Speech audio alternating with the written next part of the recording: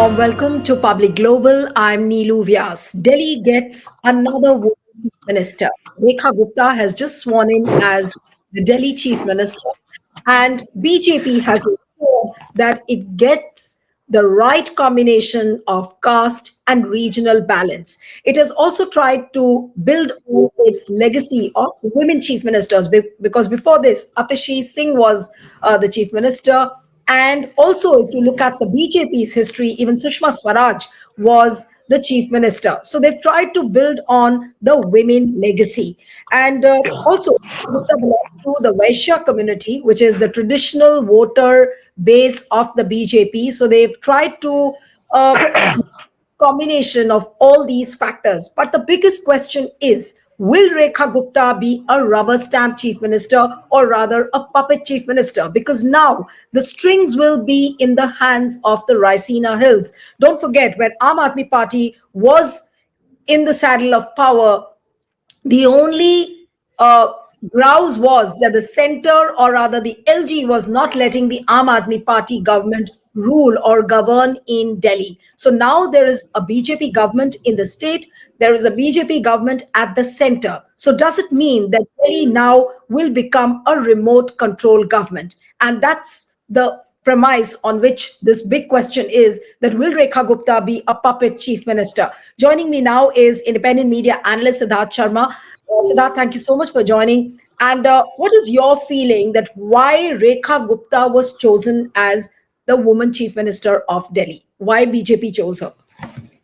Well, I'll answer to that question, but before that, on a very lighter note, Ranbir Allahabadia would be very relieved today. In his crash talk case, he can now rely on the Delhi's new chief minister's old tweets to defend himself successfully in front of the judiciary. So, if you go through Delhi's new chief minister's old tweets, you can see what Ranbir Allahabadia was speaking crash.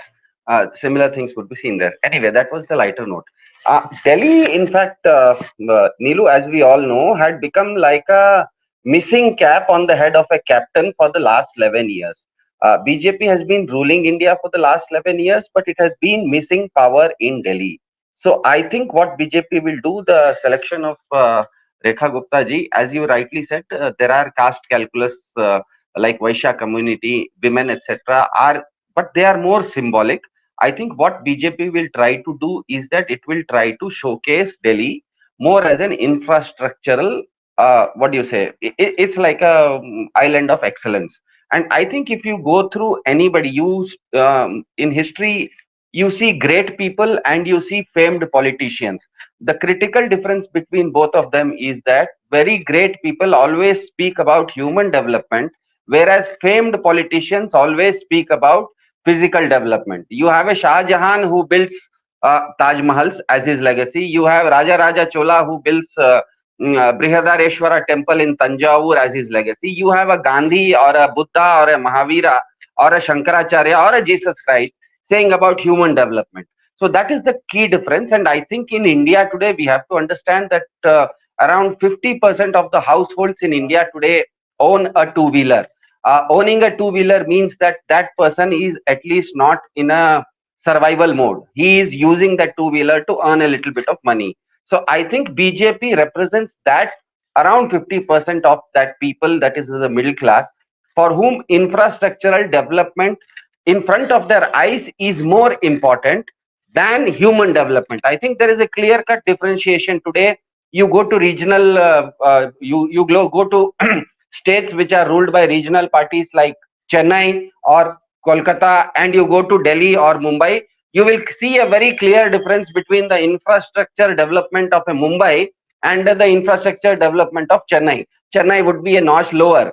But the people of Chennai, human development of Chennai, the indices of human development of Chennai or Kolkata are much better than Mumbai, because a lot of people, even today in ISRO and NASA, most of the people are from South India or from Chennai. So I think what is happening is that BJP is totally focusing on building physical infrastructure, showing it as a visible legacy, and trying to get their popularity from them. And that is why we see, even during Vajpayee's time, we had the Golden Quadrilateral as his dream project. Even during Narendra Modi ji's time, we have this Vande Bharat as its pet project. Now, how much of that infrastructural work is really delivering? That is a different aspect. Let us not get into the merits of it, because if trains would be so nice, people would not have been dying on New Delhi railway platforms. But that is a different discussion. The point here is that the BJP's focus is on totally visible infrastructural development. And I think Aam Aadmi Party before this in Delhi, or not just Aam Aadmi Party, most of the regional parties wherever you go, they more than infrastructural development, they invest on human development, so that once human beings get skilled, they can develop themselves. So that is the key differentiator. And I think for the last 10 years, Aam Aadmi Party in Delhi was delivering more on human development scale. Now BJP will try to showcase it more on an infrastructural scale, something like Yamuna waterfront, Yamuna riverfront. We've You're right. already seen. What we've heard that Rekha Gupta has sworn in, and today I think later in the evening she's going to hold her first cabinet meeting. There is a visit to the Yamuna River, which is also scheduled for the day. So I think the priorities are really cut out. But the big Yes. question now is that earlier you had a chief minister in Arvind Kejriwal who was trying to showcase Delhi as something else. Then you had Atishi Singh, and how much of an independence they got as far as the governance was concerned. I think the administrative governance will not be an issue because you have the same party both at the center and the state. But what, according to you, is going now to be the biggest challenge for BJP? Then I will come on to the other questions. Well, BJP is an organization heavy party. We know that it does not want other people, other mass leaders to come up. That is why Madhya Pradesh we saw, Chhattisgarh we saw, Rajasthan we saw. In many places, BJP itself was not very sure about winning. But once it won, it did not go as chief minister for mass leaders. Rather, they picked up organization people. That's what they did in Haryana also.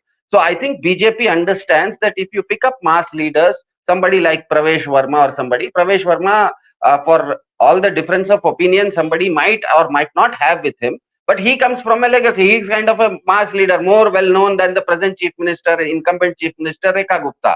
But BJP especially, very specifically chooses people, unknown people from its ranks and files, so that from the top down, when the hierarchy, for example, when Mr. Modi will decide something on Yamuna riverfront, that person will not have a difference of opinion or his or her own opinion, even if that opinion adds value to it. So they basically want a hierarchical structure wherein order will circulate, an order will start from the top, and all the people below that hierarchy will take up that flow and smoothly ensure that these things are going to happen. So I think what you said right at the beginning is more or less true, that this government will be a remote controlled government, controlled by the central government. So now I'm coming back to that question, that how the remote control is going to be used. Will it have the stamp of Prime Minister Modi and Amit Shah largely, or will LG now become a sort of a conduit between the central government and the state government? How is it really going to function? Because so far what we have seen is that whatever Arvind Kejriwal or Atishi Singh tried to do, there was a spanner put in by the LG himself. Now, whatever steps they take, the response of the opposition also is going to become very crucial, because now the opposition will have an opportunity that, look, if this you could do now, why couldn't you do it earlier? So is this like a game which is really big now? Because the more BJP tries to project that they are into governance and they are trying to do things which look positive, opposition will have more and more opportunity to point fingers at the LG, at the BJP government. It will pan out a little differently. The LG will now become a bit of a redundant person, because we'll have to understand that LG is like a gate. Only when you close the gate for other people not to come inside you. But once you open the gate, once the gate is open, it's a highway. So LG was particularly put spanners into the work of an opposition government which was in place, so that Hmm. each and every file True.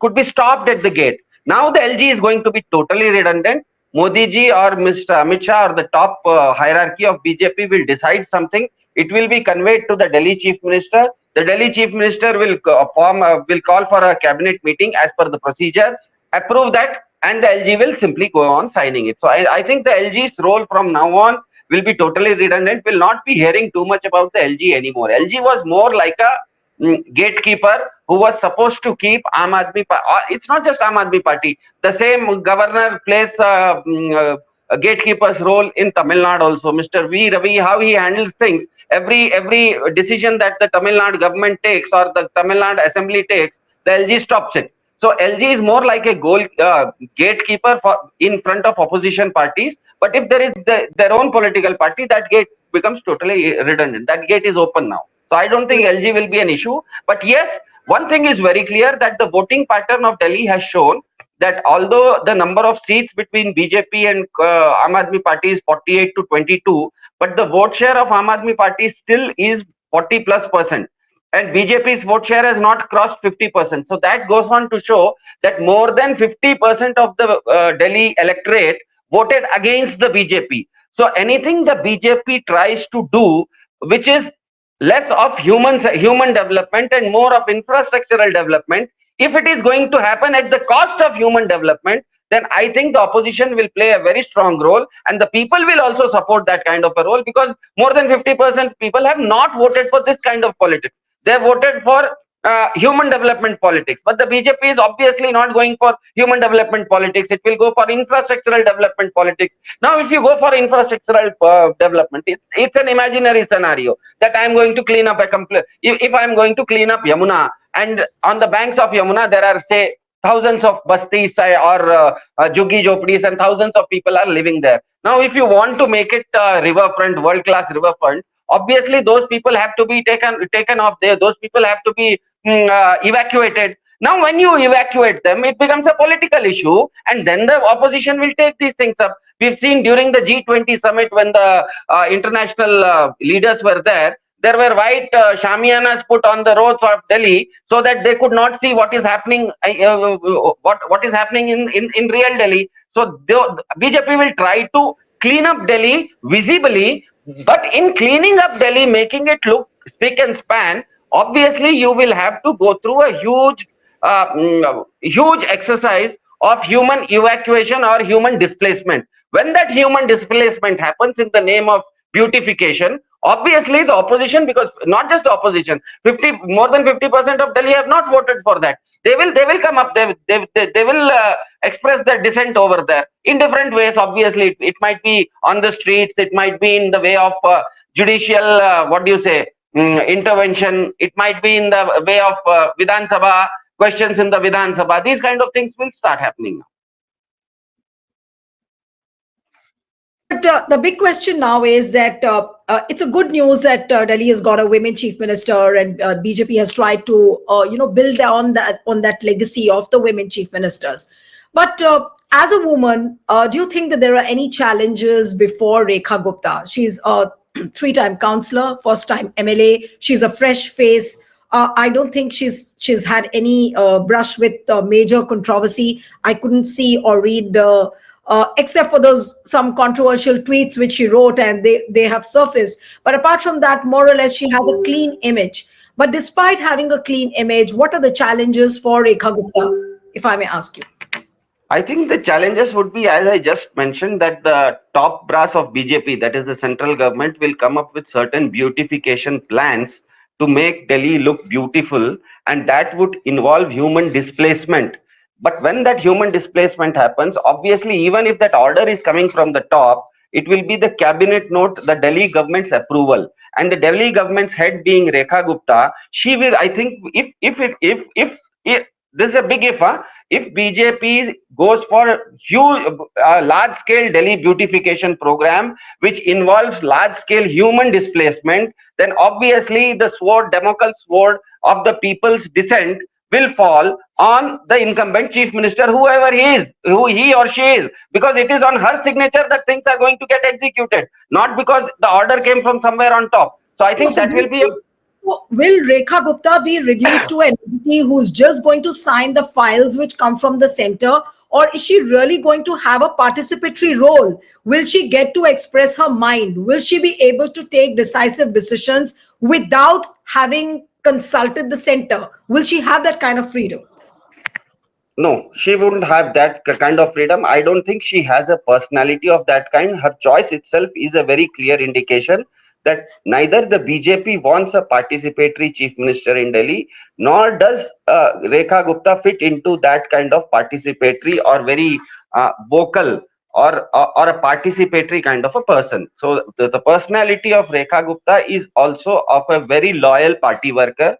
The BJP also wanted somebody who was not participatory or who could forget about participatory. Neelu, between you and me, if you give me an idea, if you float an idea, I can come up with some value addition to that idea. But the moment you accept that value addition, that also means that your supremacy or your primacy is going down because I added value to that. So BJP would not want to have that kind of value addition also, because that value addition would mean the stature, the downgrading of the stature of the BJP's top leadership, that is the prime minister. So if the prime minister comes up with some kind of delusionary or visionary, you can either call it delusion, you can either call it a vision, whatever the prime minister comes up with, I think Rekha Gupta's job is going to be just go to execute it with her signature. She is going to be the signing authority. It's like a signing authority who does it.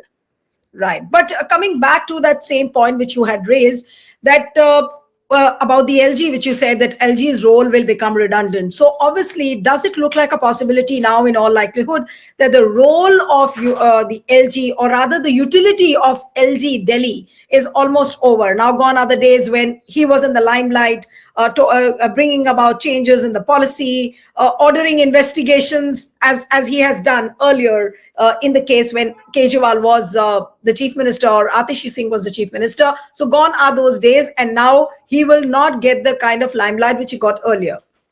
Yeah, And I'm sure he won't absolutely. be a happy man. I'm sure he won't be Yeah. a happy. Then now it is for the LG whether he is happy or not, because his power is obviously now curtailed.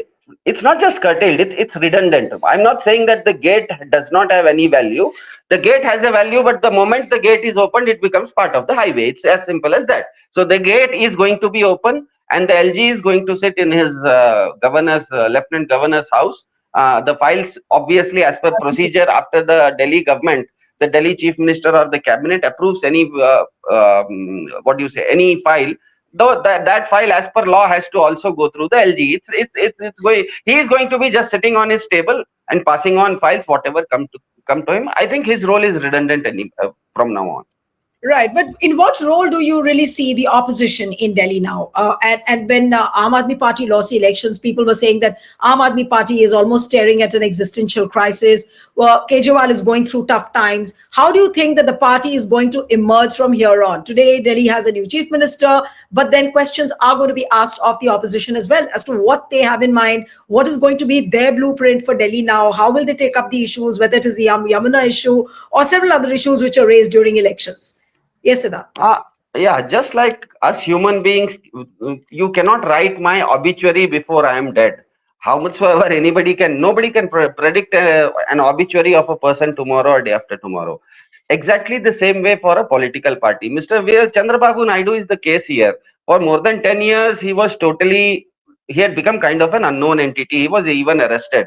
But an election happens, and election is like a flip of a coin. It's like a sports match. It's like a cricket match. You win today, you lose tomorrow. You lose tomorrow, you win day after tomorrow. So I think it's no political party. I'm not saying about Aam Aadmi Party. No political party, although it goes through existential questions, but it is not about obituary, because Delhi Aam Aadmi Party has had around 60 MLAs.